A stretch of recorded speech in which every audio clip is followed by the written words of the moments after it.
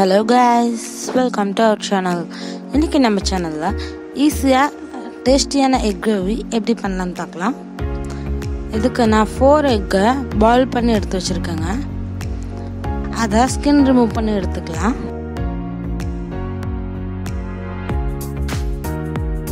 Skin remove பண்ணி எடுத்து ஒரு பிளேட்ல வச்சுக்கலாங்க. அது ஒரு பக்கம் வச்சுட்டு நான் 3 தக்காளி எடுத்துருக்கேங்க. அதை கட் பண்ணி அரைச்சி எடுத்துக்கிறேன். 2 சைஸ் பெரிய வெங்காயத்தை பொடி பொடியாக கட் பண்ணி வச்சுருக்கேங்க. இப்போது தோல் உரிச்சு எடுத்து வச்சுருக்கேன் இந்த எக்கை 4 நாள் கீறி விட்டுறேன். அப்போ தான் உள்ள மசால் பிடிக்கும். நல்லா கீறி விட்டிங்கன்னா தான் உள்ள நல்லா மசால் பிடிக்கும். அதுக்காக தான் கீறி விட்டுறேன். இப்போது ஒரு பாத்திரம் எடுத்துக்கலாங்க. அது ஹீட் ஆனதுக்கப்புறமா கோகோனட் ஆயில் ஆட் பண்ணுறேன்.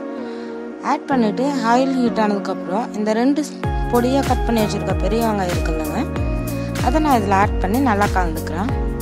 கலர் டோட்டலாக சேஞ்ச் ஆகி ஒரு கோல்டன் ப்ரௌன் ஆகிற மாதிரி ஸ்டேஜில் நம்ம அரைச்சி வச்சுருக்க இந்த டொமேட்டோவை இதில் ஆட் பண்ணிக்கலாம். ஆட் பண்ணிவிட்டு இதை நல்லா கலந்து விட்டுருங்க. கலந்து விட்டுட்டு 2 tablespoon ginger garlic paste add பண்ணிக்கலாம். இதை நல்லா மிக்ஸ் பண்ணி விட்டுருங்க.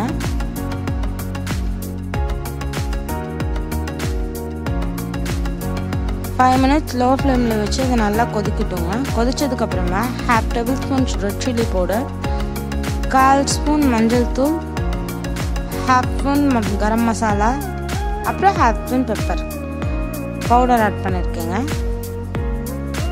இதெல்லாம் நல்லா மிக்ஸ் பண்ணி விட்டுட்டு இதை நல்லா கொதிச்சு இந்த மசாலா பச்சை வாசம் நல்லா போனதுக்கப்புறமா நம்ம சைடில் கீறி விட்டு எடுத்து வச்சுருக்கோம்லங்க இந்த எக்கு, இதை இதில் ஆட் பண்ணிக்கலாம்.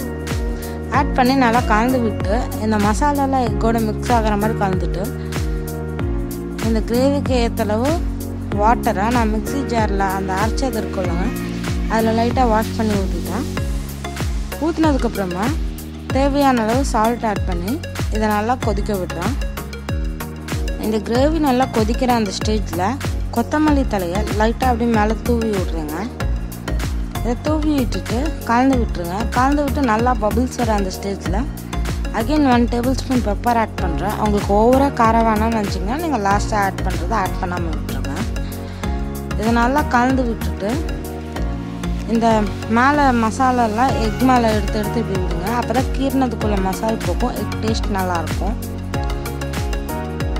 பாருங்கள், இப்படி நம்ம மேலே எடுத்து விடுறப்ப அந்த கீறினதுக்குள்ளே மசாலா உள்ளே போய்க்கும். நம்மளோட டேஸ்டான egg gravy ready. Thanks for வாட்சிங். நம்ம சேனலை லைக் பண்ணுங்கள், ஷேர் பண்ணுங்கள். இது வரைக்கும் சப்ஸ்கிரைப் பண்ணாதவங்க எல்லாரும் சப்ஸ்கிரைப் பண்ணிக்கோங்க.